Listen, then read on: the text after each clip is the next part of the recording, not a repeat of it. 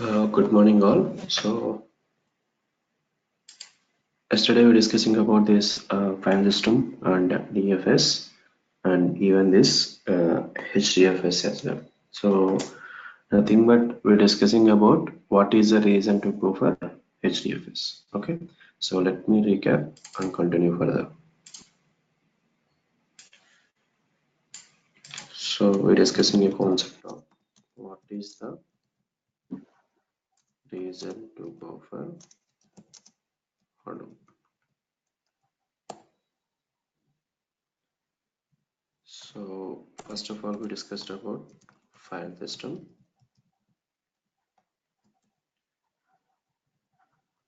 So what is file system? Nothing but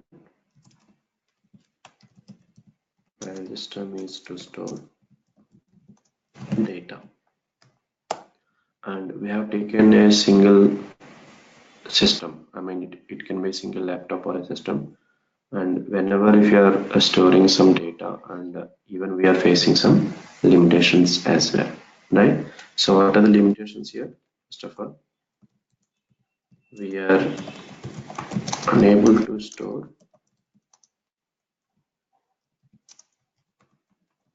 huge amount of data.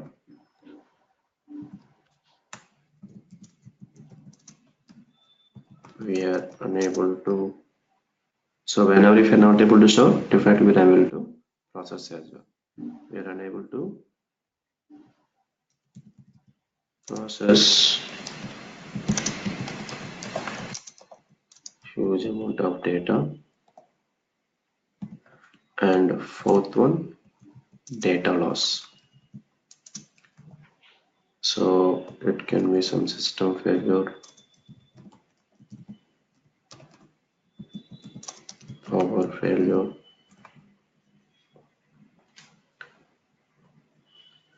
system failure, power failure, and one more thing is network failure.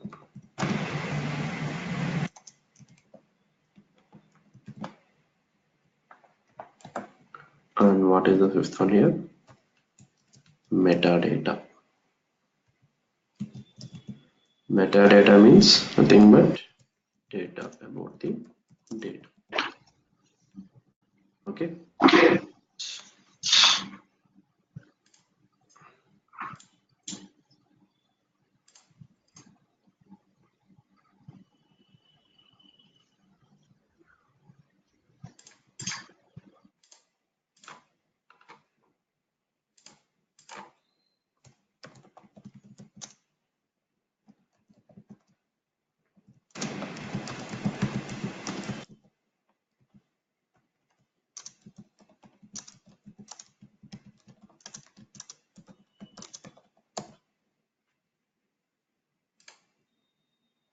Okay, so these are the points which were discussed on yesterday. So, and simply we can say that these are the limitations. Okay, and here we have discussed some note points as well. What is the note point? Every operating system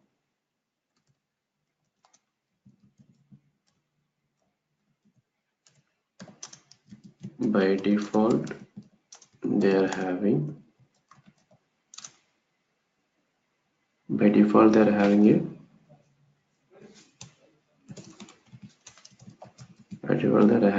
file system. Okay,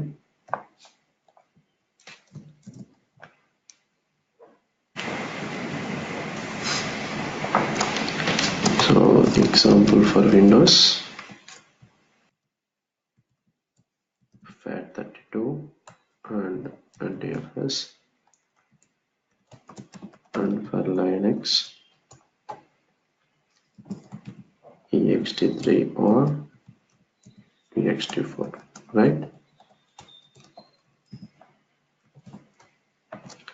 And what is another point?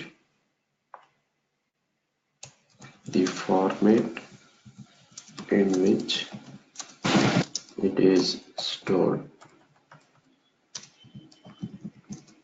internally is block size. Okay, generally how data is going to be stored in file system here, nothing but the concept of block size. Okay. Now if you want to overcome these limitations, right, so we are moving for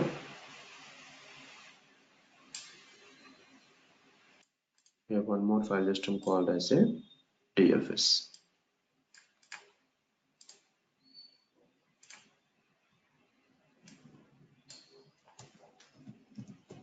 Nothing but distributed file system.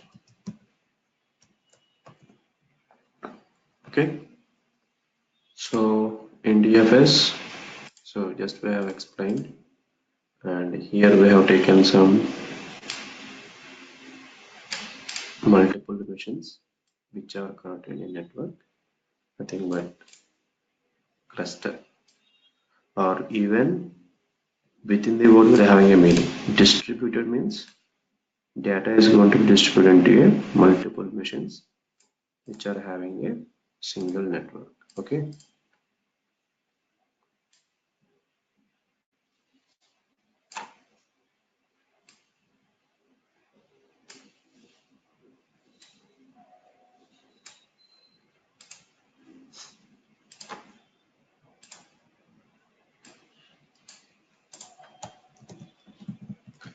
First.txt we have taken yesterday, I think 100 MB, right?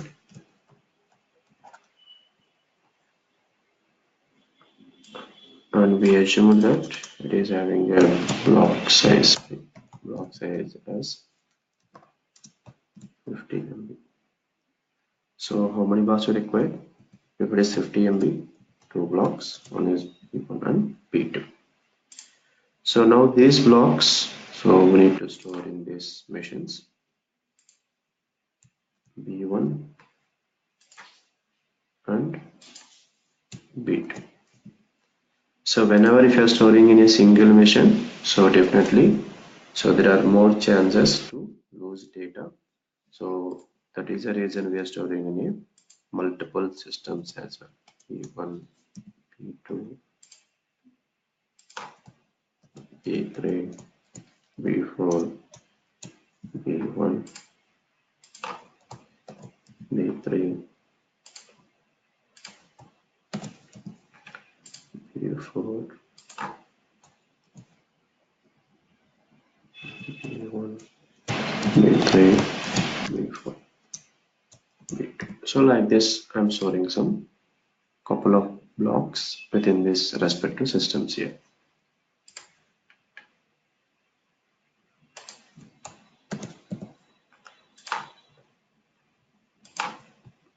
N1, N2, N3, N4, right? So now if you observe within the N1, what are the blocks we're having? B1, B4, B2,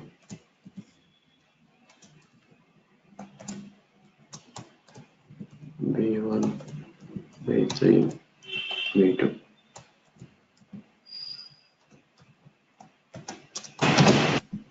B3, B4, B1,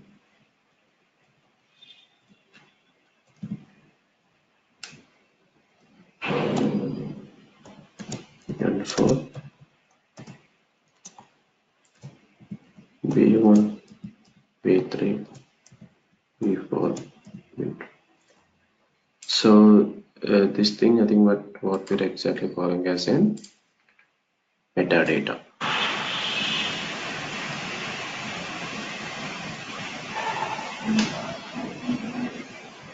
Because just we have represented nothing but just we are represented here in each and every system, whatever the blocks it is stored, just we have represented logically. There's nothing but what we are exactly calling as a metadata.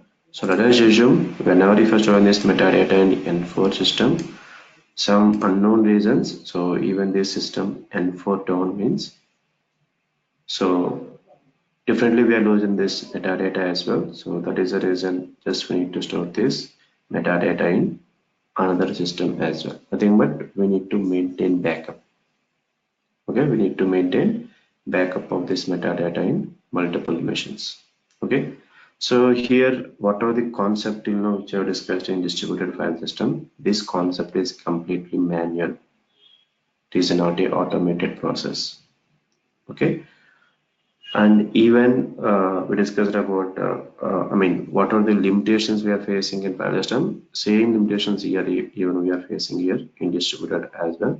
Only here advantage is, so we can store somewhat huge amount of data when compared to normal file system. That is a one advantage. And even we can maintain this duplicate blocks as well, so that we can get some I mean, there is no chance of losing the data. That is a main advantage we're getting in DFS. So, and what is the main problem is it is completely manual. So whenever if you're going for real time, we don't know how much amount of data we're getting. Means best example is Facebook or WhatsApp, right? So they're getting the data 24/7, which they need to store and they need to process. So anytime we can, any person, anytime they can use this Facebook, WhatsApp applications, and even this YouTube.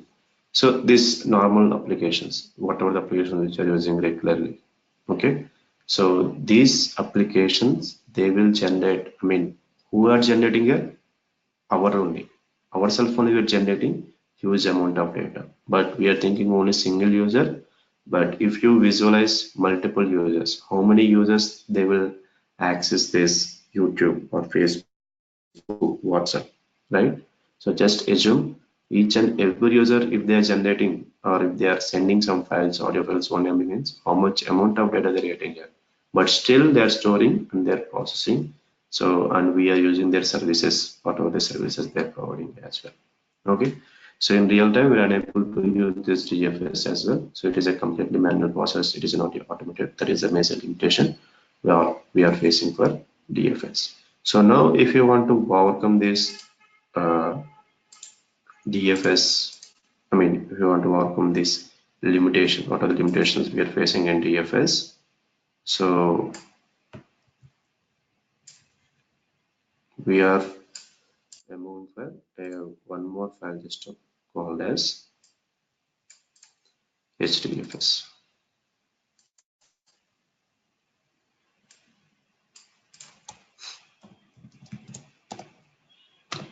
So nothing but Hadoop distributed file system. Okay, Hadoop distributed file system. Okay, so now let us discuss about this HDFS, some couple of points, and we can move further.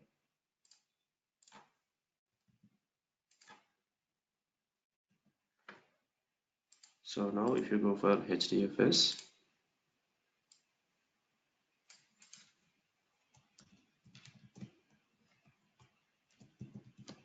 Hadoop distributed file system.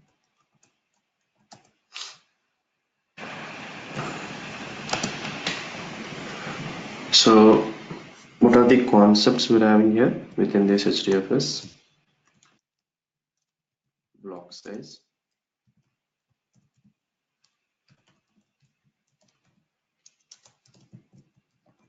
replication factor, and third one is metadata. Hadoop point of view, they're calling as a namespace. So what is the first one here? Block size.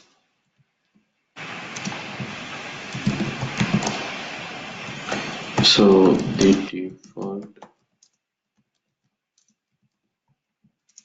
block size in Hadoop is 64 MB.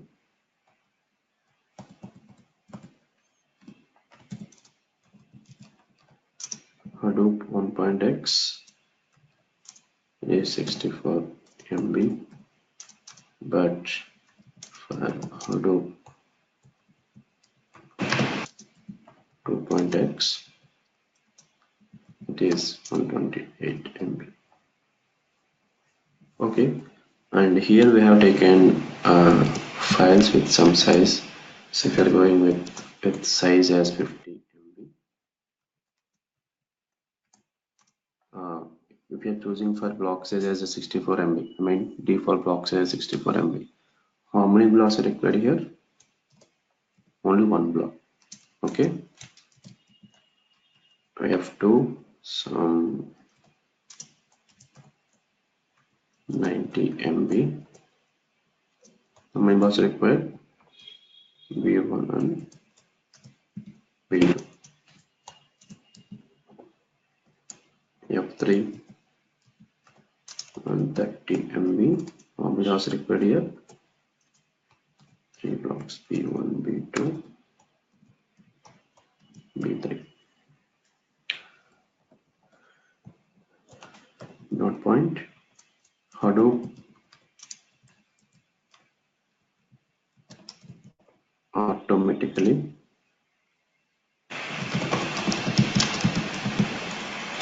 splits the given file into number of blocks. And second one is replication factor. Nothing but duplication of existing block. Replication means duplication of existing block. The default replication factor in Hadoop is 3. Okay, nothing but what is the minimum replication here? 3. Maximum is 5 drop.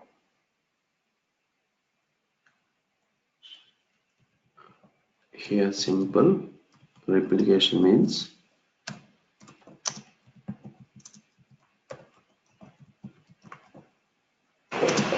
duplication of blocks. Okay, note Hadoop automatically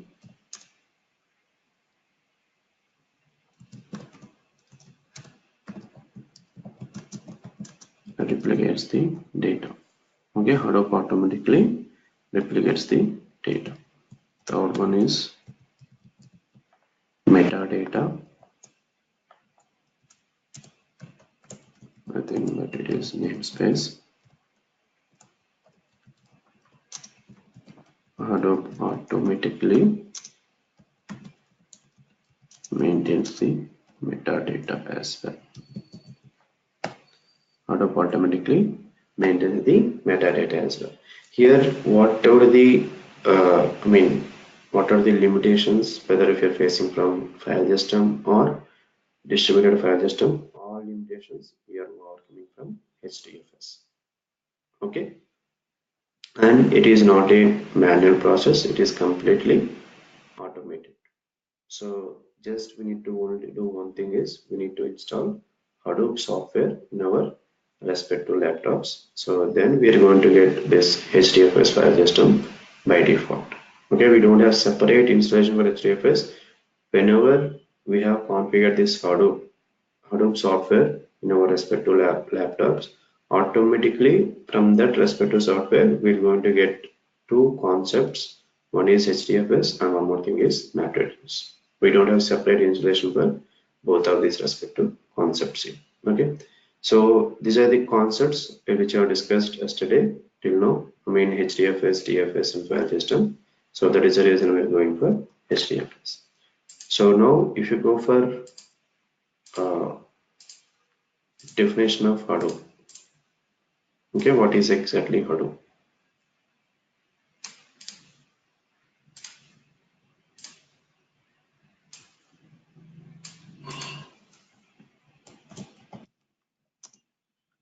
Hadoop is an open source Java based programming framework that supports the processing of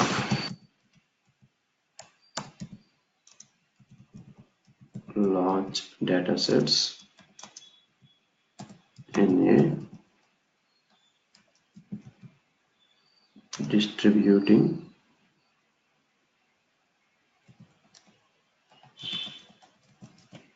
environment.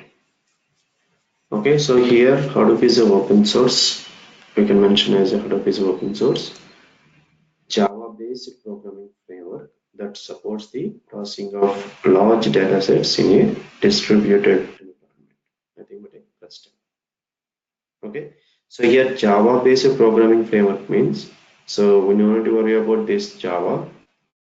Hadoop framework itself is designed by using Java logs. Okay, by using Java programming, Hadoop framework itself it is designed, and that is the reason most of the companies they're adapting for Hadoop. Okay, so here what are the frameworks we're having? Okay, whether if you go for Apache Hadoop or Spark or Flink, okay, so many frameworks is there from Apache point of view. Most of the frameworks they're designed by using Java. So why they're going with Java? I mean, what is the reason? Each and every framework, most of the frameworks are designed by using Java is. So if you observe in our software industries, right? Whenever if you design the application and once if everything is done, means development is done, testing is done, and it is deployed in production. So if any application is deployed in production, right?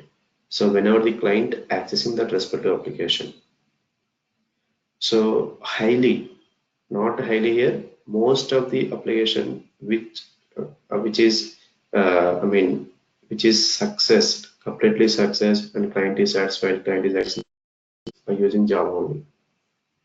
Whatever the application in which we deployed in production, most of the applications are Java, or finally it is converted to Java only. So if you observe even though Hadoop, right, even if you develop the application on Hadoop, finally it will convert only Java only, because backend they are using JVM compulsory. So that is the reason each and every framework they designed by using, most of the frameworks they designed by using Java, because it is a programming language which is highly successful in production environment or production deployment. That is the main reason. And if you observe, nowadays we're getting them Scala, this programming language, Scala, Python, right? So if you observe this Scala also backend they're using JVM mode. But only advantage in Scala is, so just it will reduce the programming code. Okay, so in Java, if you want to write some program, it will take 10 minutes, sorry, 10 to 100 lines of code. Same code we can achieve, I mean, same functionality we can achieve in Scala as well, but it is maybe some 3 to 5 lines. But backend, it will convert Scala programming itself, they are using Java, means JVM, they are using backend. Okay, so like that, everything. Sorry to Somehow, interrupt, Shiva. Shiva, I have a question. So actually, Spark and Scala only we can use it, right? So we can use Scala alone for that. sorry, The thing can you is, repeat? yeah, Yes. actually, Spark and Scala together we can use, right? Or Scala alone we can use. No, actually, if you observe, it depends upon the not requirement here. It depends upon the functionality. Okay, so let me explain you. First, suppose, let us assume.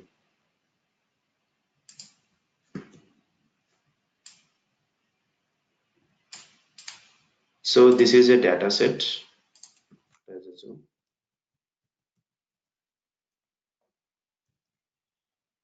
2 terabytes of data set here. Okay, So this is a nothing but if you observe any application, so definitely they're having some input source and finally they will present the data, right? So if you observe any application, they're having a source and destination. What is the source we're providing? Okay. And finally, we need to analyze this data and we need to represent to client, I mean end user. So let me mention it right now.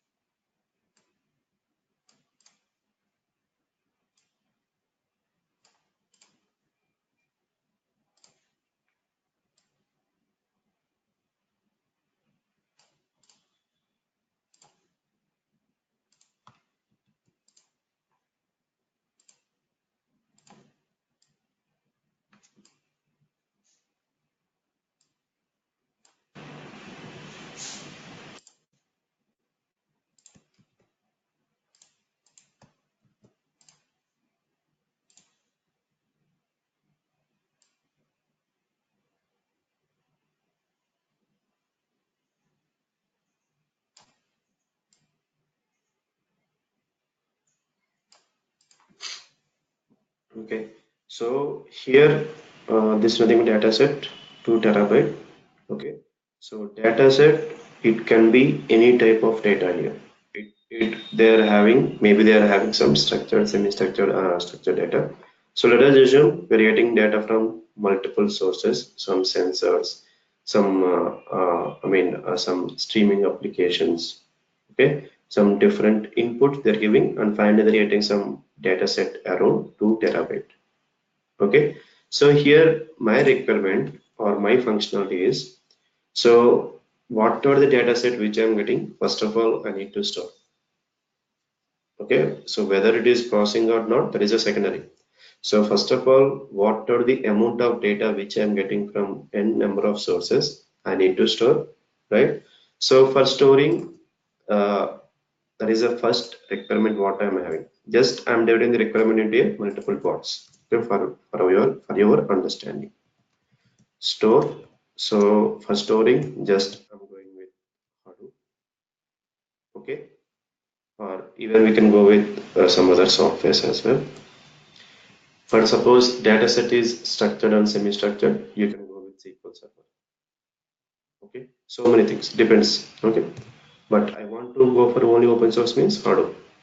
So and after storing, storage is done. So for processing, okay, now I want to process this 2 terabyte of data means it is somewhat huge amount of data. It may be some unstructured as well. Okay, but before storing, so we need to discuss with our, our manager or be a business analyst. So we need to discuss. So which type of data we're getting. So we need to analyze this all these things before storing. Okay, so then only we can suggest. So we can go with Hadoop or SQL Server or some other software, whatever software we have. So for processing, we can go with MR, okay, or Spring with Spark integration. It depends.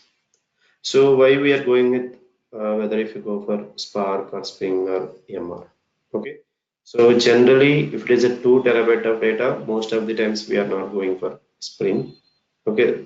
Basically, we are going with Spark when compared to MR. And MR also, we are going to most of the time they're going to implement MR also, because the reason is MR is going to process unstructured data as well. That is a major thing. And here for MR, so definitely we need to code with Java programming language. So for suppose, just assume that we are having some 3 to 4 developers which are having some good experts on Java means definitely they're going with MR. No, just I want to take one more resource from outside. okay, which they need to strong on Hadoop, Spark, or maybe some Apache Flink. So many things, so many big data tools. So definitely they need to hire a one more person. It depends upon the company. Okay. So, but whenever if I'm designing application, right, definitely I'm going with Spark. So only reason is, so just assume that this 2 terabyte of data is a historical data. So if it is historical data means, so better option is MR, present, not a problem. But today they have given us historical data. Just assume in future they're getting some streaming data. Nothing but a 24%. Data will come from anywhere and from any source. Okay, streaming data they're getting means MR will not support, then compulsory we need to go for Spark. So that is the reason whenever if you're getting a requirement, we need to think present and future as well. So if I'm implementing some MR, that is nothing but a temporary solution. But if you think of future, so definitely MR will not be supported. Whenever they're getting streaming of data, we need to go for Spark. Okay. So now for after processing, so now we need to go for some analytics. There is a chance. Okay. Analytics, I need to implement some predictive analytics, some regression techniques, classifications, okay, some neural network, so many things. So just I want to display to the client each and everything. For suppose just assume that in this data set they're getting some every 1 hour they're getting some data, some half an hour they're getting a data, or some 10 minutes they're getting data, every 5 minutes they're getting data. But data is a different types. So each and every 5 minutes or every 1 hour, how much amount of data they're getting, and within this data, how many types of data they're getting, or within this one. So we need to analyze completely.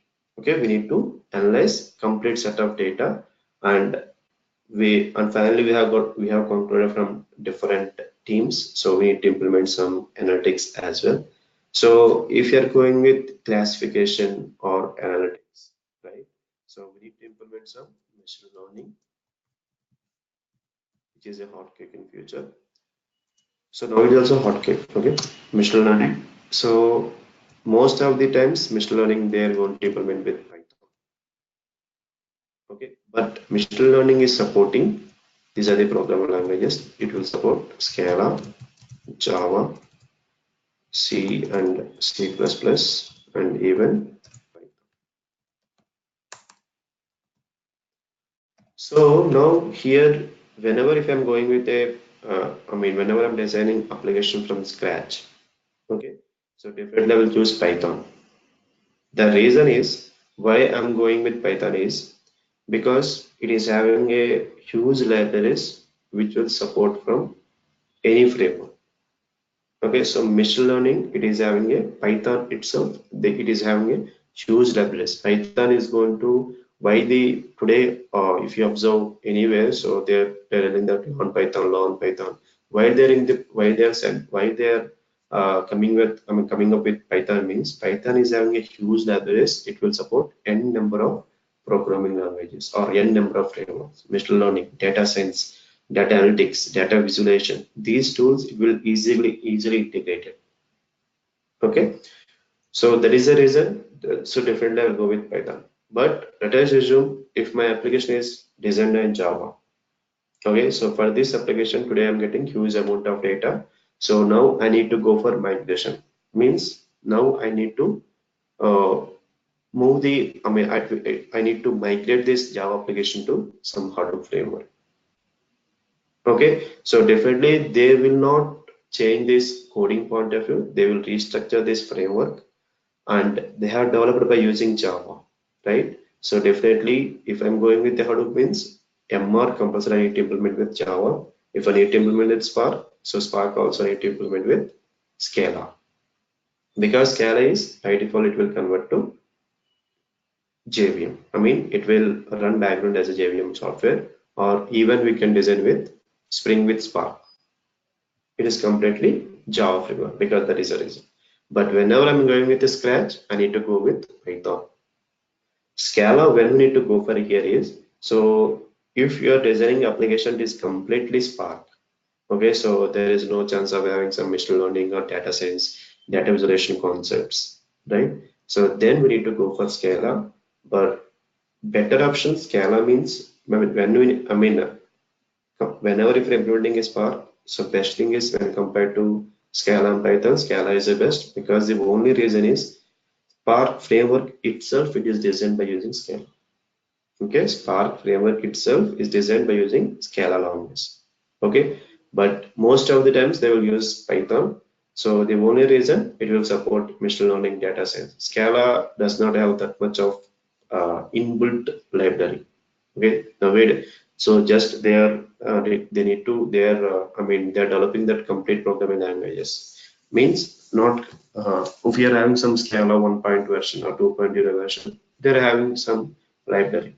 So in 3.0, so they will add so much of so many of libraries each in which it need to support for other frameworks as well. But currently Scala is having a less library when compared to Python. Only one advantage. Okay, so many advantages there when compared to Scala and Python. Python is more advantageous when compared to Scala. So major advantage is libraries. So Python is having a huge amount of libraries because Python is Python is not a programming language which is came from two years back or 3 years back. Okay, it is used in 1998 2000 as well.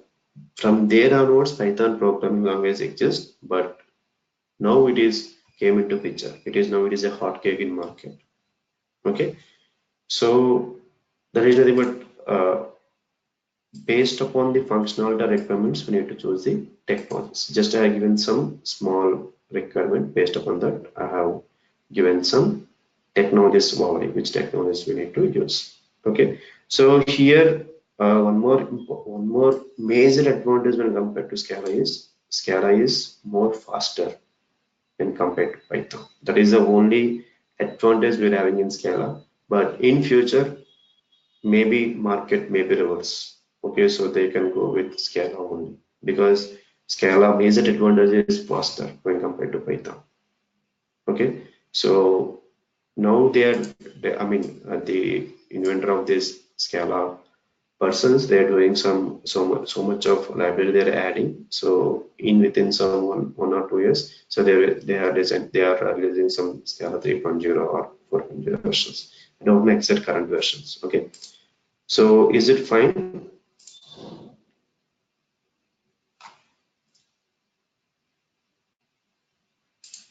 Yeah, sure. Uh, Thanks. Thanks for the clear yes. explanation. Yeah. Okay, sure. Thanks. What are the questions? Uh, what is unknown here? Nothing but a system. Sir, does it take long time to replicate the class? No, it will not take long time. So it is fraction of seconds only. Okay. What is a data set? Is it something like spreadsheet or some data file? Data set is nothing but a huge amount of data in which we are not able to process by using existing frameworks. It is over Java frameworks or .NET frameworks. What are the frameworks? Because if you observe some 4 to 5 years, most of the students, okay, they're learning Java or .NET or some testing or Oracle. But nowadays, so many of technologies we're getting. So why we're getting so many of technologies means product-based companies, not this Infosys, what are the companies which we're having, not at all these MNCs. Okay, I'm not discussing about emerging companies. Product-based companies. Okay, if you go with the product-based companies, they're getting each and every 1 month or 2 months, definitely they're getting some problem. They're going for alternatives. Okay, so if you observe this big data, first of all, this big data problem aims for search engines. Yahoo, Google, these companies, they have got the problem. Just visualize in 2018, so Google, they're getting every day, they're getting some 100 petabytes, just assume. Okay, how much amount they're getting there, I don't know. 100 petabytes of data they're getting per day means, okay, they will visualize in 2025. So maybe I can get 1 gigabyte means 1000 petabyte of data per day means it is not a easy thing. It is most challenging. And if Google is not storing, not able to process means, so we are not able to use Google, even though if it is a open source. We are going for alternative search engine here. Okay. Once if a product or if a product is having a huge market, Google, everybody, every day we're using Google n number of times. Okay. If Google need to support the users because we are trusting the Google, right? So Google need to make a decision on the okay how they need to store, how they need to process this, all these things, n number of things. Okay, so first they are storing is definitely they need to process as well. Okay, so these n number of things, these what are the scenario which I've explained you, these problems we are getting from product-based organizations, Google, Yahoo, Microsoft, okay, some e-commerce sites, Amazon, Alibaba. So these companies they're getting the problem because huge users. So if you observe this, some applications, okay, if you observe some Access Bank, so just we are using within India, okay. But if you observe Google search engines, e-commerce sites, they're using globally. So whenever a single application is accessing globally means how much amount of data they're getting, just it is just assume. Okay, if I'm getting complete data as a textual data, okay, if I completely my data set is itself a textual data means for processing this textual data, okay, for I need to use some frameworks and for I need to do for analytics only this text related data. I need to go for some different data visualization tools. No, my data set itself is a video or audio files. For storing, for analyzing, for data visualization, we need to go for different tools. So that is the reason so many tools we are getting here. Okay, so many tools we are getting. And even here, we are telling HDFS, right? HDFS is, in your point of view, HDFS is a top. Now, if I have spent some file system and DFS, and we are discussing about HDFS. Now, in your learning point of view, HDFS is excellent when compared to other file systems. But my point of view, HDFS is not at all. Why? What is the reason? Because the reason is don't fear. Okay, and what are the concepts which I'm explaining?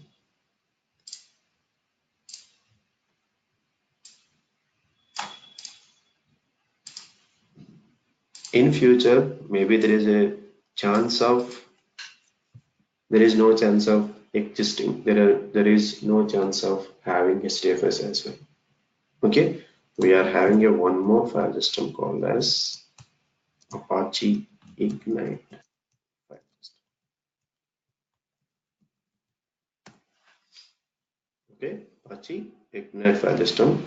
So I think you did not listen this respective file system as well. Listen this one, Apache Ignite file system, which is the most powerful file system till today market, till today software market. Okay, so what is the advantage when it comes to Apache Ignite file system is it is a in-memory file system here. In memory. What is in memory? Anybody have an idea? So in memory means if you observe this HDFS or Hadoop, so they will store the data in a hard disks. Okay, whenever you finish on the HDFS, final data will store in our respective hard disks, right? Nothing but whenever if you are processing the data, okay, so first data will go n number of disk level operations. Okay, disk level operations is so for process whenever if you're processing it will take disk level operations. So what is the limitation we're getting here? Disk level operation means whenever the data is used, definitely we are unable to retrieve the data, retrieve the data from any file. Okay, retrieve the data within a less time it is not possible. Let us assume I'm having some 100 terabytes or some 2 to 3 petabytes of data. Okay, so I need to process the data, I need to show to the client within fraction of seconds. So then if you're going with this step, there's all these things means it will process and it will display, but it will take disk level operation, so the processing time or processing speed is going to be reduced. So, but if you go for Ignite file system, it is in memory, means so there is no chance of having disk level operations. It is completely RAM. So whenever if you're using any laptop, right? So RAM will run automatically at backend. So that is the reason we are doing the n number of applications. Whether if you're using Notepad++, Google, anything is very, very fast. Okay, so RAM, it will improve the processing time. So now every operation, it will hit to RAM and it will process. It will hit to RAM, it will process. So that is nothing but a in-memory file system here. That is the main advantage. And I mean, just I'm thinking, I don't know exactly.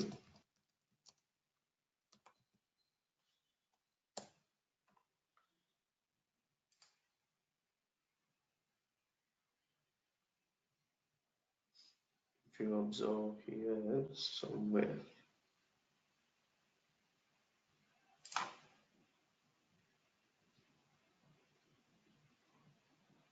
see here,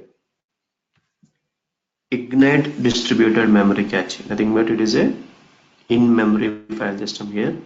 Okay, so there is no chance of having this disk level.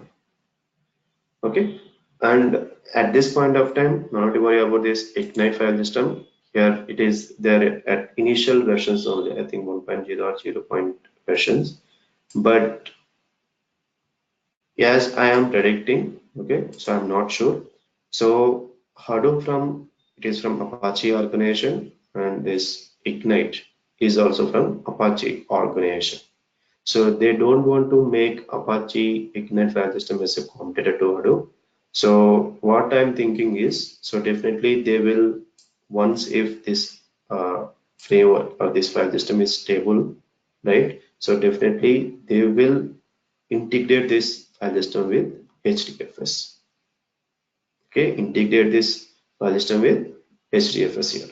At some point of time, definitely they want to make Hadoop as a is what we call, I'm not getting exact word. They want to make Hadoop as a super stronger when compared to any other frameworks or some licensing frameworks as well. Okay, so they want to make Hadoop as a most powerful framework when compared to any other frameworks here.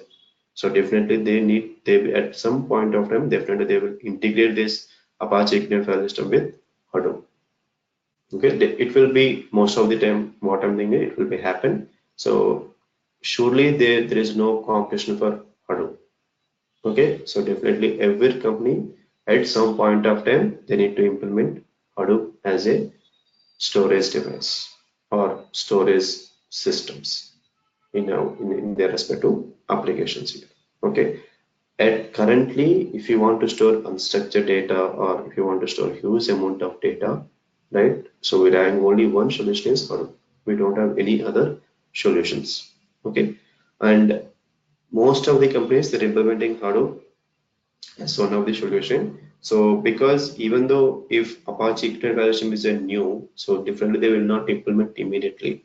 Okay, they will check n number of things. If you want to implement a new technology, so we need to go for so much of R&D versus every point of view. So whether it will integrate with data visualization tools or not, or it will integrate with some machine learning concepts. So many things we need to check n number of things, then only we can integrate. It is not easy to integrate a new technology within our existing applications here. Okay, I hope it is fine, but currently no need to worry about this thing.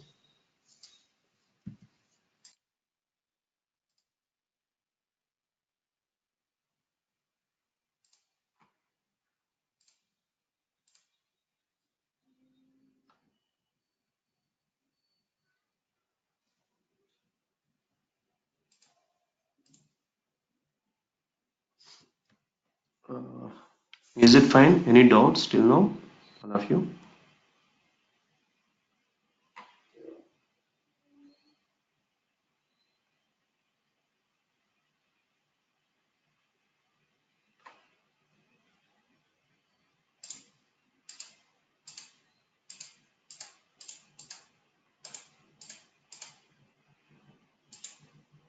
So still, if you're having any questions, please let me know.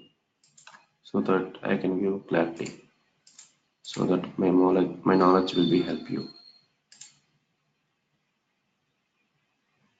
So what is the thing? What is replication factor? Okay, replication factor is nothing but duplication of existing block. Okay, duplication of existing block. I think most of the students are professionals, they're having some confusion. So let me explain once again. Okay, so that you can get clarity.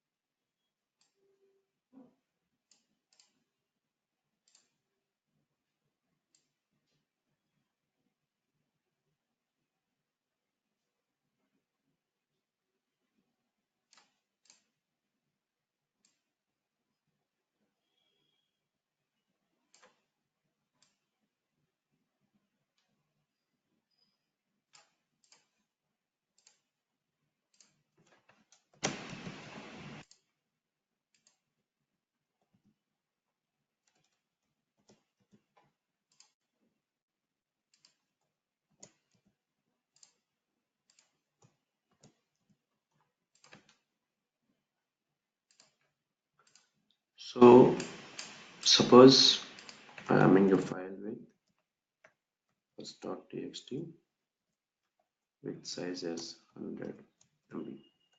So let us assume our block size is 64 MB.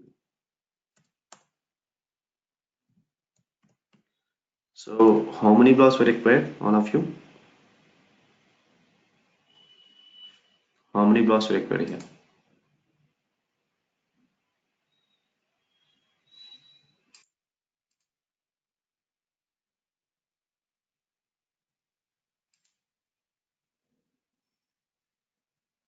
All of you need to answer. Suresh, why one block?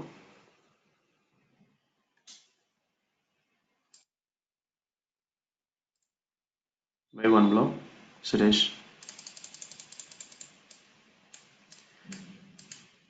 Okay. So if any of you not getting a concept, okay, let me know. I can explain you n number of times. Okay, so there is no problem for me. So finally you need to get the concepts.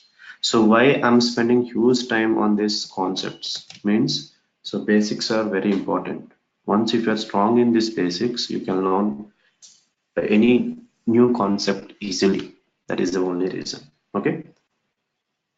Okay. So here we require two blocks, B1, right? I hope it is clear for you, all of you. Okay. So now I'm storing this block in N1 and B2 in N2. For unknown reasons, so let us assume this system N1 is down. Okay, the system N1 is down means definitely we are losing the data.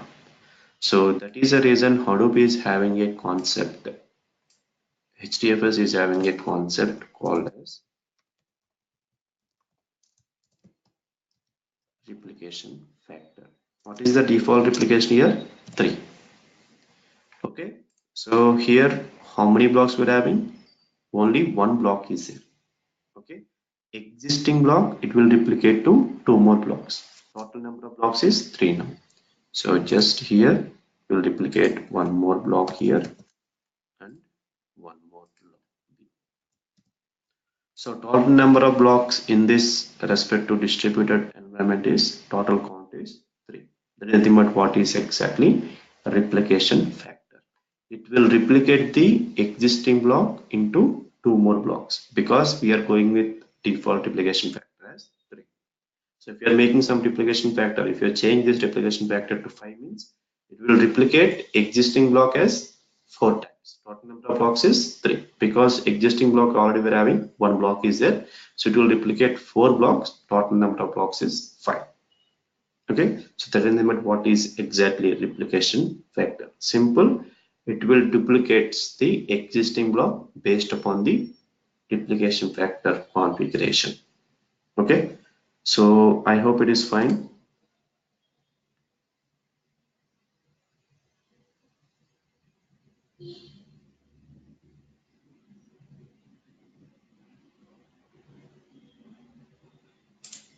So still, if you're having any doubts,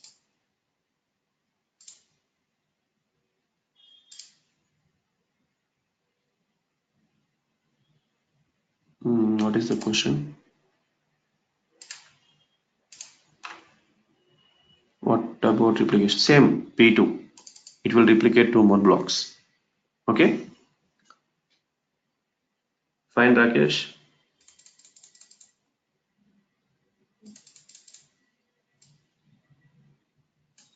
Okay, good.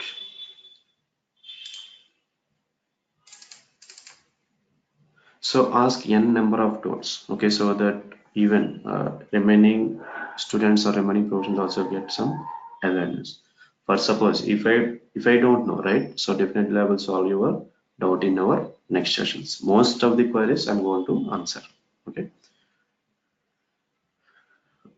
Anything? Any doubts or anything we require? Let me know.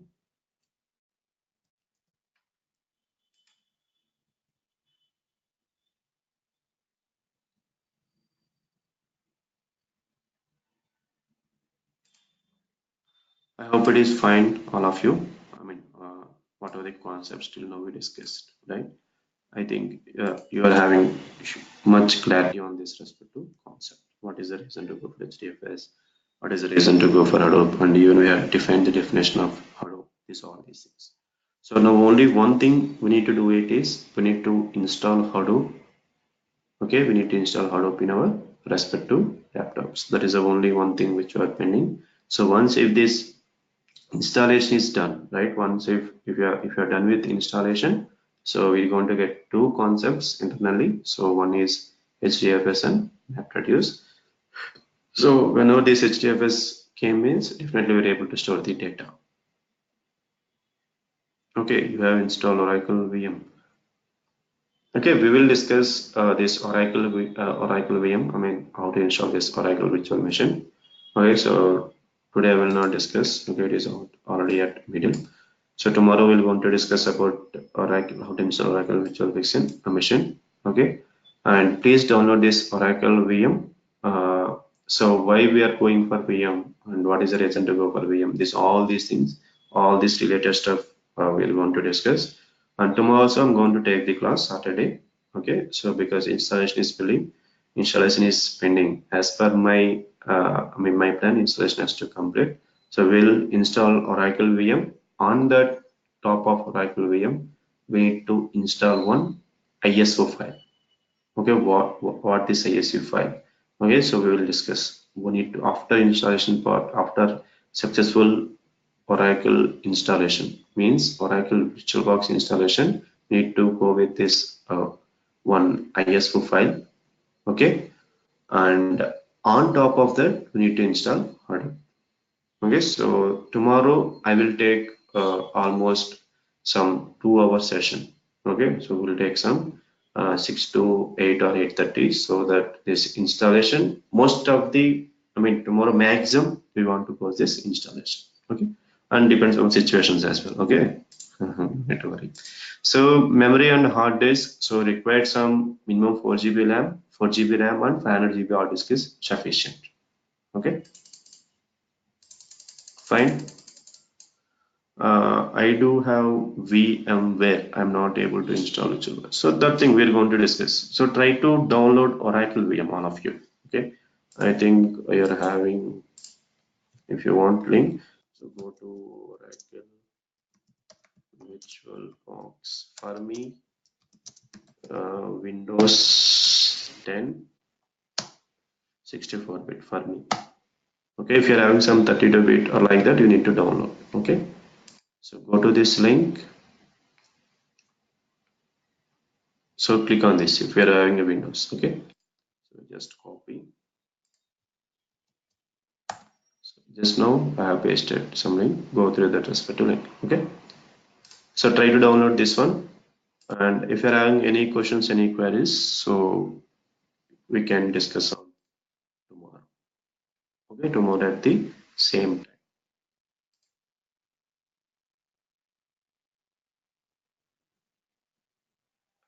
Give me 1 minute.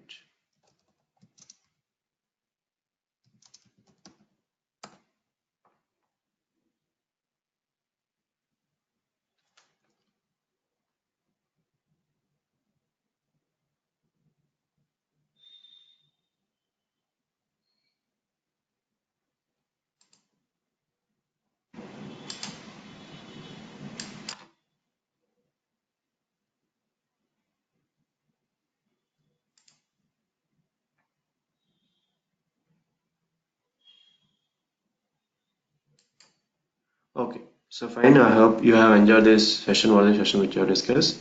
So if you're having any queries, so we will discuss on next session. And so definitely tomorrow I am going to start directly on this Oracle VM. I hope these concepts are fine. So I will not repeat these concepts. What are the concepts which you have discussed? Still, if you are having some confusion, so we'll discuss on tomorrow. Don't worry about on that. And tomorrow I'll directly discuss about this Oracle VM. So why we need to go for this VM software. So I'll discuss some diagram so that you're going to get awareness on this, and we'll go for further. Okay. So thank you all of you. Have a good day.